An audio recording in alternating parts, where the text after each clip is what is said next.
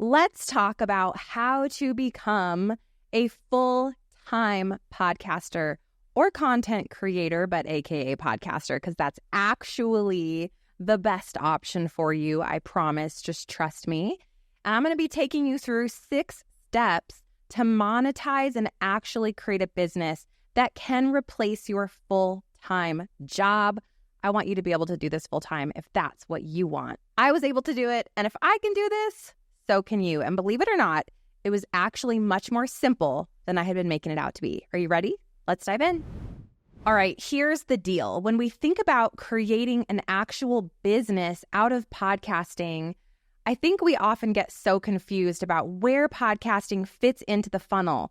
Sometimes we think that we have to have a business that's making money or have a huge social presence because that's where the traffic is going to come from for the podcast. But false. The podcast is actually top of funnel, friends. So that, if set up correctly, is how we actually generate new listeners who become leads. And if you've been around on this channel for any length of time, I have lots and lots and lots of videos talking about how podcasting works to grow leads and grow your audience. But today, specifically, I'm going to talk to you about how to become a full-time podcaster. If you want this to be your job, let's talk about it. What's it going to take? Hi, I'm Stephanie Gass, and I have been myself a full-time podcaster for the past 6 years. I've been a full-time entrepreneur for the past 15 years, and I know all the things not to do because I did them. But more importantly, I know what to do because I finally realized the importance of letting go of all the stuff that doesn't actually grow my business and glorify God, and really stepping into the simple, strategic, streamlined methods that have helped me grow into a 7-figure business, all from my podcast. This is the only thing that I do. I've been able to phase out of one-on-one coaching. I run a group coaching program. Now I have a team of people, and it's just absolutely the dream. And if there's one thing I would have wished for myself 15 years ago when I got started in entrepreneurship, was that I would one day be able to be a full-time podcaster, because it freed me from social media. It freed me from having to do 100 things in fulfillment and allowed me to work my job in less than 20 hours a week and just absolutely love it and thrive. There's a lot of reasons why, but let's begin with how you can make this a reality, and you can begin to take the steps to get yourself where you want to go. So number 1, we have got to discover and really dive into what your micro niche is. Is it niche or is it niche? Tell me in the comments below. I don't know, but I need to know because I say them both. It's like tomato, right? So we have got to understand that, guys, everything is saturated, right? It doesn't matter if you want to choose podcasting, you want to choose YouTube, you want to choose blogging, whatever your long form is, that's my only non-negotiable. It must be long form. And podcasting is the best, bar none. It's the cheapest, the easiest, the least amount of overhead. Podcasting is life, okay? I do them all. Let me tell you, podcasting is the one that makes the most money in the least amount of time. We have got to be a large fish in a tiny pond. So what is your niche? You got to pick what it's going to be. And I teach my students the micro niche level, which basically says you've got to choose a segment of the market. Inside the segment, like let's say that it's health, we then have to choose an identifier within that market. Let's say that it is prenatal weight loss, just as an easy example. And then we have a who inside of that, which might look like, prenatal Christian women or something like that. So you really want to dive into what is your segment, your identifier, and your who inside of the thing that you want to do, inside of your market, so to speak. That's going to help you really grow a business and a brand that can make money a lot faster. Step number 2 is that you have got to be extraordinarily clear with your content plan. I want you to think about how you create content and teachable, tactical information in a really simple, digestible way. Think about simplicity, being concise, talking to someone who has literally no idea what you do, what you're doing. They've never gotten started before. If I'm going to talk to people about growing a 6-figure business with podcasting, I have to have a lot of podcast episodes about getting over your fear of starting a podcast. I'm afraid nobody will listen. What content do I record? How do I record?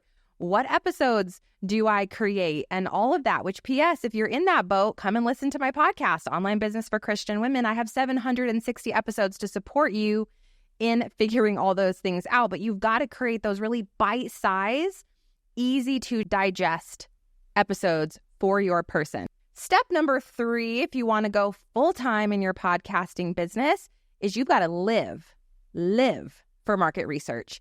You will not make money in your business, and you will not make money quickly if you are building a business based on what you think that they need. For example, one of my first offers was something called funnel fusion. Catchy, cute, not lucrative, because the people that I was serving, they didn't actually care about building a funnel. They just simply wanted to know how to make money and work from home. The funnel was too far and beyond where they were at, and so my offer completely missed. If I had been sitting down with people, doing Voxer conversations, going in Facebook groups, and asking for market research interviews, 5 minutes of people's time in exchange for a Target gift card or something like that, I would have been able to pick their brains about what they actually needed and wanted. Here's a pro tip for you guys. We collect questions in our Facebook community, and we collect every single email response. We comb through the comments in my groups. We ask my students for feedback.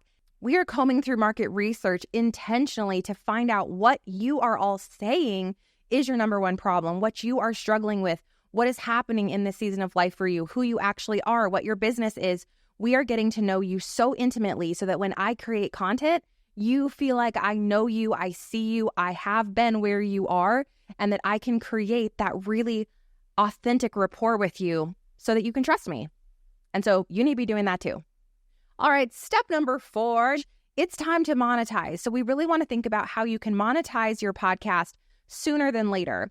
And you're not going to monetize with 13 offers, a tiny offer, a high ticket offer, throw spaghetti at the wall to see what sticks. No.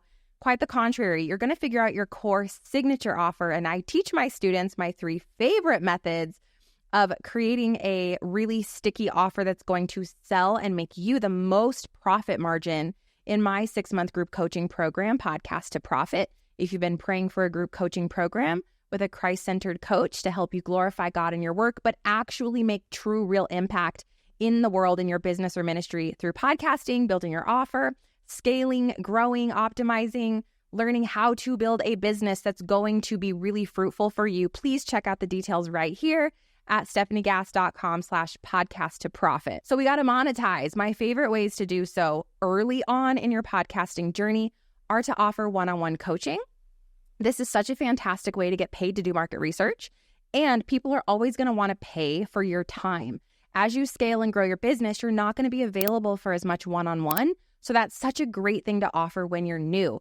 I was able to grow a 6-figure coaching business in 12 months from my podcast, by the way, which check out the show notes and we'll definitely link that video and episode for you so you can check that out. But that is such a viable way. The other thing you can do is build an online course or group coaching program and get that going earlier in the journey. This is going to help you actually make money earlier on in your podcasting journey. All right, step number 5 in being able to go full-time as a podcaster, as soon as you are financially able, you've got to hire help in your company. And I know what that feels like to not have the revenue or not think that you have the revenue to actually hire someone. And that is where you need to get scrappy. You need to get intentional. Can you trade somebody your services for interning for you? We always have roughly 15 interns in my company at all given times who are working towards my program. So can you offer something like that? Somebody who wants to coach with you, somebody who wants what you have to offer in exchange for working for you. Also, can you find somebody who maybe wants to make a lesser amount per hour so they can learn from you almost as a work study environment, something like that. I will also throw out there, if you have teenage children or young children in their 20s plus, like, you can actually hire your own kids as a tax write-off to help you with simple things in your business, like maybe editing the podcast episode. If you have somebody graphically savvy, they can make your graphics for you, stuff like that. You are not going to be able to scale to 6 figures completely on your own. So getting help is going to free you up to actually become the CEO and the visionary in your business again. Ask me how I know. I held on to being a solopreneur for far too long. And the final step number 6, is to stick with one long-form content method and your one core offer until you hit that first $100,000 in revenue. It's the power of one, friend.